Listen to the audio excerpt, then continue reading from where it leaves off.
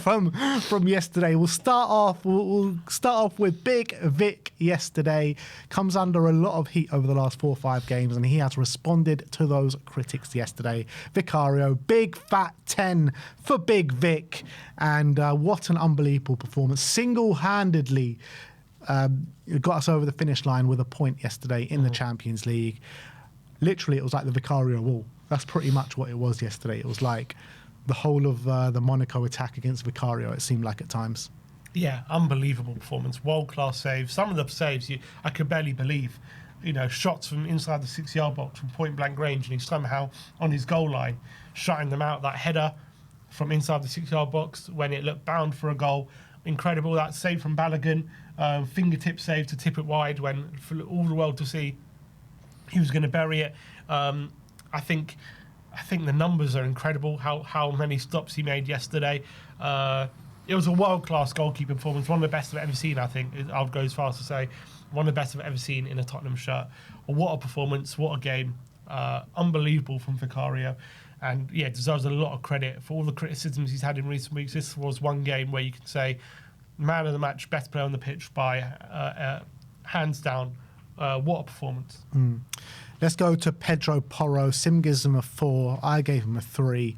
I was really disappointed with Pedro's performance yesterday. I thought there was a number of times in the first half where you're looking for Pedro Porro and his ball-playing ability to spring an attack, long-range pass, or even a short-range pass, and it was just lackluster every time. The amount of passes he misplaced yesterday, and he's supposed to be like the best passer on the team, was really frustrating me. I thought defensively he was okay, but I felt like we were just conceding way too many crosses from that area of the pitch, and obviously that's down to him. So I thought it was a bit of a disaster class from Porro yesterday.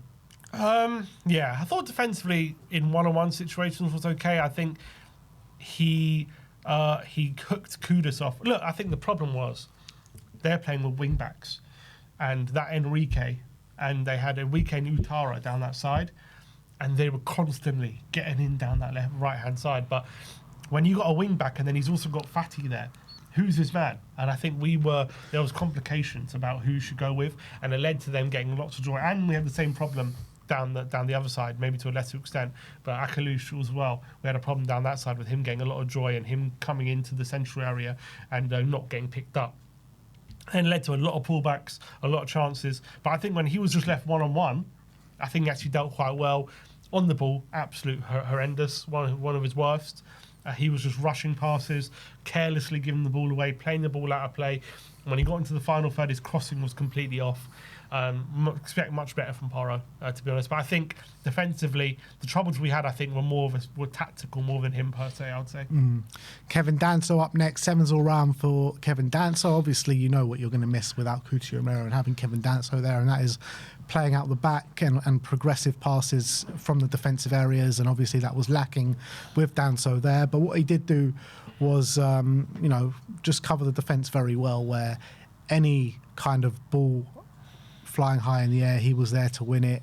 So strong in the air, putting his body on the line as well. So I think from a purely defensive capability, I think he did well. Yeah, and probably he should have scored as well. I was about to say, he had a couple of chances, didn't he, in the box? Some good long throws, credit to him. Some of the long throws were causing trouble. So. They're getting better, to be fair. Yeah, we're providing more of a nuisance. So that was good. Defensively was really good, especially aerially. Blocked quite a few shots when there were dangerous moments. But on the ball, when we're looking to him to provide that quality Romero does and whatever, found one thing. But yeah, I think a solid performance, to be fair, from Danso.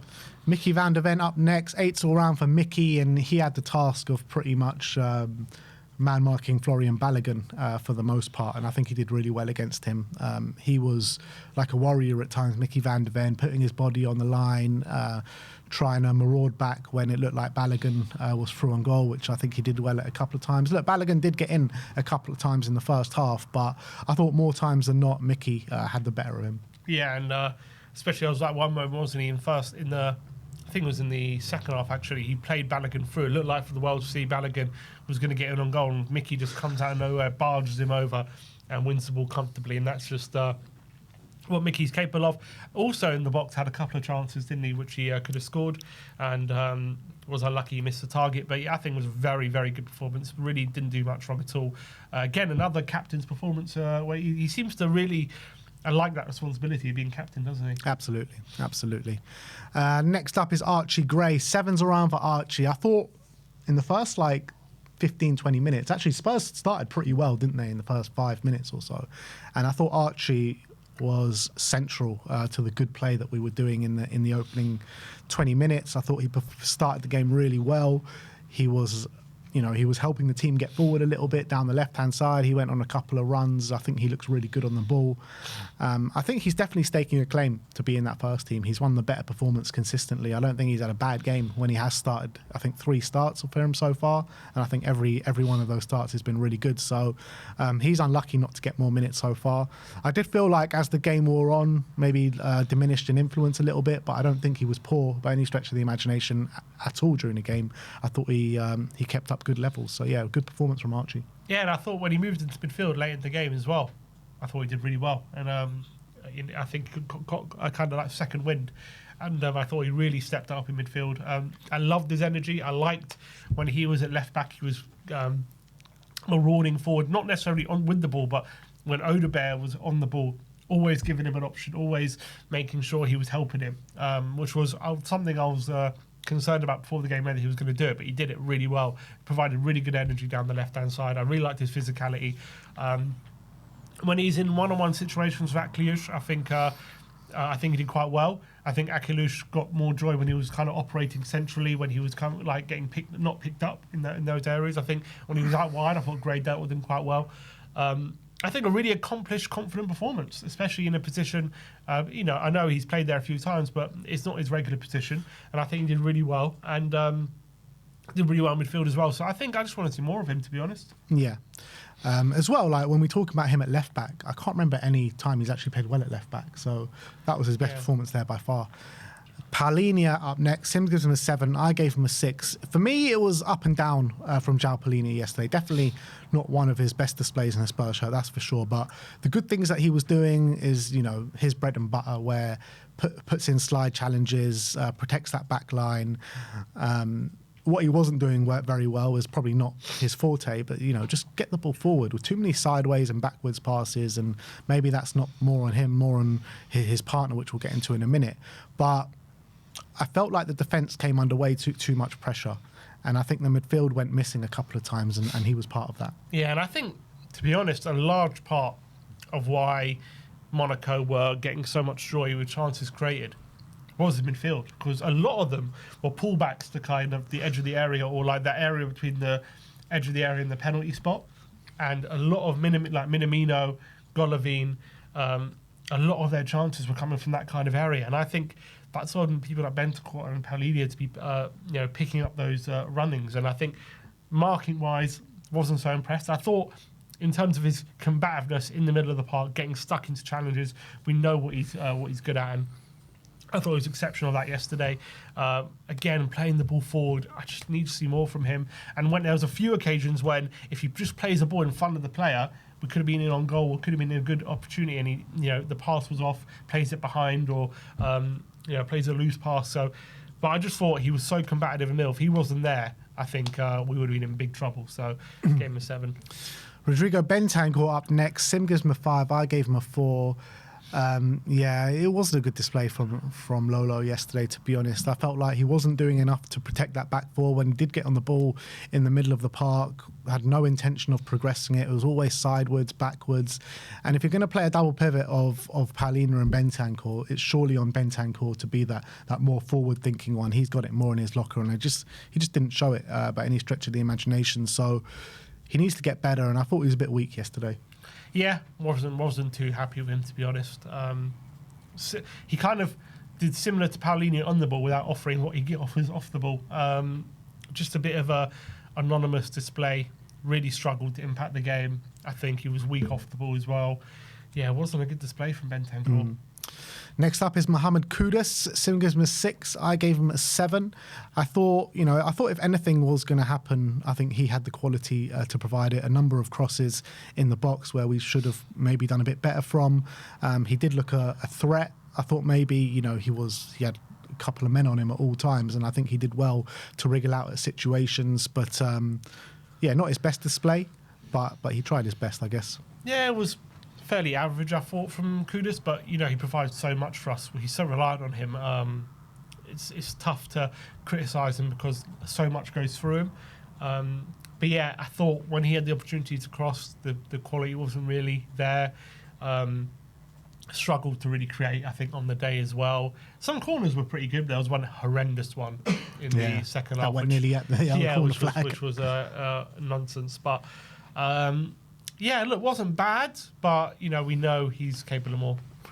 Lucas Bergvall up next. Sim gives him a 3, as do I. Really bad performance from Bergvall, unfortunately. Lost the ball in key areas yesterday. I think in the first half it was 2 errors leading to a shot, and it would have been on him if any of those were to go in. Didn't really impact much going forward. Just a really poor display, uncharacteristic from Lucas Bergvall yesterday. Yeah, really disappointed with that performance, especially given that he's been out of the team for a few games, and it's a really good chance for him to stake a claim, and he just didn't take it. In fact, he was careless. He was loose on the ball. I don't think it's a fact he just wasn't trying. It was just a bad day at the office for him. Gave the ball away in some bad areas, which could have led to Spurs conceding goals. Didn't impact the game too much going forward, apart from one moment near the end of the first half. He put in a lovely dink cross to the back post, which Danso could have buried, but he didn't.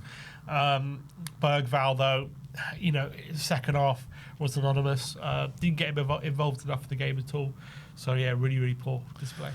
Wilson Odebear, 7s all round, definitely our biggest threat, particularly in the first half. I thought kind of second half he kind of vanished out the game a little bit, but first half I thought he was really good, asking questions of the Monaco backline, really hard to handle, fed Richarlison where Richarlison's got to be doing better at that moment in time. And I think he's really kind of getting the benefits of having a bit more space because of how well Kudus has done this season. Kudus just attracts so much attention, and I think that's freeing up Odebear's side, and he's seeing a lot more of the ball, and we're kind of going down his side a lot more now. And look, he looks threatening without really doing too much as of yet, without creating those consistent amount of chances. So the first thing is that he's growing in confidence, he's looking more threatening, and now he needs to kind of put that into action and make it something that we can actually get some goal contributions from. Yeah, I think they're coming. I think he's looking more confident. I think he's taking people on more consistently. And he did create a few chances yesterday. He created one for Richarlison, as you say. He created one for Van de Ven, who flicked it over the bar. He's getting those crosses in a bit earlier than he was. He's looking a bit more direct and a bit more effective in that final third. He cut inside, had a shot which deflected just over the bar as well in that second half. Obviously, we want to see more. He's getting better. I think it was one of his better displays in a Tottenham shirt. And I think he's just getting more confident. You can see it. He's looking a lot more assertive when he's on the ball. He's looking to take people on. So that's really, really good. And I think, when he gets tackled or things like that, it's not affecting him as much as maybe it was before, where he gets tackled and then the next time he doesn't take on his man. Now he's like, okay, I'm still going to continue to take you on. And he's looking sharper. So I think this run of games is really helping him. And last of the starting 11 is Richarlison. Sim gives him a 3. I gave him a 4. To be honest, I'm not sure why I gave him the extra point. Maybe I was just feeling nice to Richarlison when I was doing my player ratings. But he's just not doing the same things that he was doing when he first started the season in those first 3 games. You're not seeing him drop deep. You're not seeing him be aggressive up against the midfield or the defence, win the ball back. You're not seeing him with that link-up play. It just seems like he's just waiting for the ball to come to him. He's really isolated. When he does get the ball on the few occasions, he's taking too long to make those decisions and ultimately losing the ball and the attack breaks down. It's really frustrating at the moment. I agree. And I think there are a few reasons for that. I think he's not looking as energetic as he was. Also, I think there's not as much space as there was in those games. When he's playing against PSG and Man City, he's isolated against one centre-back. And he's able to kind of get ahead of them and hold up the ball. Now, there was 3 centre-backs yesterday, and there's midfielders very close, and as soon as he touches the ball, there's someone on him, and it was very difficult for him to wriggle out of those situations. He's also not getting the service, that for example, he got in that Burnley game, a couple of crosses from Kudus, and he buried them. We haven't seen too much of that service since then. But he has to take some personal responsibility as well. He's nowhere near threatening. When he did get that one chance, he took way too long to shoot, and the chance was gone. He wasn't getting involved in the game anywhere near enough, and he's just anonymous. It was as if he wasn't on the pitch, to be honest. Yeah. Javi Seaman's up next. Him gives him a 4. I gave him a 3. Really poor performance from him. I felt like he was consistently making the wrong decisions on the pitch. A few moves broke down when, he was in promising positions. There was one where the counter-attack was on and he just kind of like checked back and went the other way, where he's got to be going forward in that situation. There was another one on the edge of the box where he could have shifted and shot or played a through ball into the middle of the box, but he just did this back heel to Archie Gray. And yeah, look, I know it's not many moments, but when you come on with half an hour to go and you're tasked with being the creator, the number 10, the hub of the team, and the difference maker, you got to make that difference. And he didn't do that yesterday. And I think like sometimes he's a bit too weak on the ball as well. But also, what I would say to back him up a little bit, we're not playing to his strengths at this moment in time, and we're not playing to drive through the middle. We're playing to go out wide. So we need to play to his strengths a bit more. Yeah, look, it wasn't a good cameo from him. I think at least he was a bit more involved than Bergvall was. He was getting on the ball a bit more, picking up those positions more than him, but just wasn't making the difference when the time came. Unfortunately, it wasn't too often because of how little we saw the ball in their half, and that is obviously a frustration. But those couple of moments, especially you're talking about, we've got to see more quality from him. He also took a shot from like 30 yards well over the bar when there was some better options there as well. Probably born out of frustration with how little of the ball we were seeing at that point. So we need to see more from him. It was a bad game. It was a bad cameo. Is that it? Next up is Pat Mate Sarr. 5s all round for Pape. Again, like just a bit anonymous when he comes on, which is really disappointing because there was a lot of clamour for him to start the game yesterday after the start of the season that he's had that injury and hasn't really been able to start a game since. And he came on, he added a little bit of energy, but the quality just wasn't there. I think he did create one chance for Brennan, but apart from that, I think it was pretty anonymous. Yeah, I thought he was going to come on, add a bit of energy.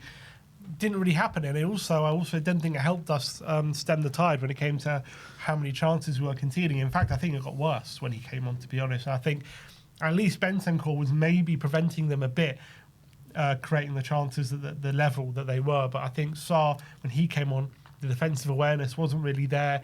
Didn't allow us to progress the ball forward either. I just don't think he added what we thought he would add when he came on. Yeah.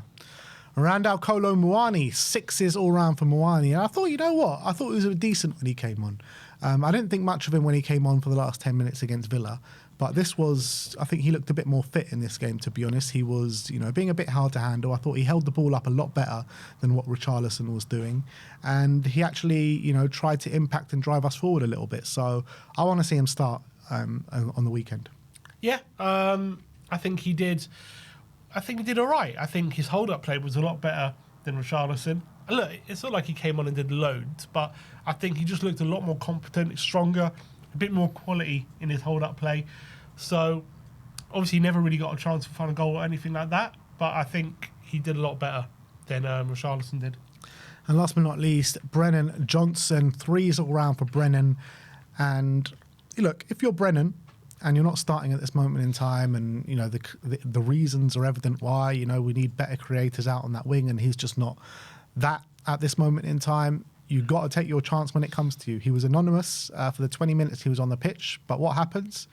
At 0-0, after a terrible performance for 90 minutes, a chance falls to him at the back post, and he just fluffed his lines. He just didn't connect with it properly. And you never know if you're connecting with that and it goes in the back of the net, which we've seen Brennan do before. We're probably giving him a much higher rating, and he goes and wins the game, and it's the biggest daylight robbery that we've seen in a very long time. But he fluffed his lines in the only moment that he got in the game. Yeah, and I wonder if his confidence is very low at the moment due to the fact he's not really starting games, and that when he got his chance, he completely fluffed it. Really, really poor from Brennan, and obviously didn't offer a lot outside of that, did he? So I can't really come here and say he did well. And last but not least, Thomas Frank. So Thomas Frank has got 4s all round. Not great from him, to be honest. And I'm a firm believer in him, but you got to give criticism when it's due, and I think it was due yesterday. None of the Champions League games have been good enough. This one, the worst of the lot, and we've just conceded way too many chances, nowhere near as defensively solid as we know we can be. Nowhere near as much creativity, particularly through the middle. The way he's got us set up is just... It just doesn't help us. It doesn't help us. It didn't help us defensively and didn't help us offensively. Too many sideways passes, too much of the inviting pressure of the opposition, and they duly obliged. Frank has got to be thanking Vicario so much for the performance that he put in, because it was only Vicario that stopped him getting a complete embarrassment yesterday. And if we did go and lose 4 or 5 or 6, like what maybe the game deserved, then I think Frank is coming under a hell of a lot of criticism, even more criticism than he's coming into now. I think he's just very lucky that we drew the game 0-0 yesterday. Agreed. And shocking performance. We weren't good going forward. We weren't good defensively. I think the subs didn't really impact the game that in the way that he would have liked. And in fact, I think especially the Sarr sub kind of made things a bit worse even. I think the subs maybe near the end. I know he took off Kudus, but obviously he wasn't really helping Porro, and they were just getting in time and time, so that kind of helped a bit. But the level of performance we saw yesterday was really shocking. I think the lineup, I didn't have a major problem with it at the time, but I think obviously we rotated and we did get a draw, but you know we didn't really play well throughout the game. But I understand he's got to use his squad, so I don't have too many major complaints. But it's just at the end of the day, when the setup at the moment, we're just playing sideways all the time. We're just looking to get in the wingers to build up, and it's a horrible watch at the moment, and he's got to take responsibility for that. Yeah, absolutely. So, yeah, not many players come out with some credit, but there are some, at least, that do come up with a bit of credit. Obviously, mainly Vicario. But that is your player ratings for the 0-0 draw against Monaco yesterday, which definitely feels like a loss when you take into the balance of play. A couple of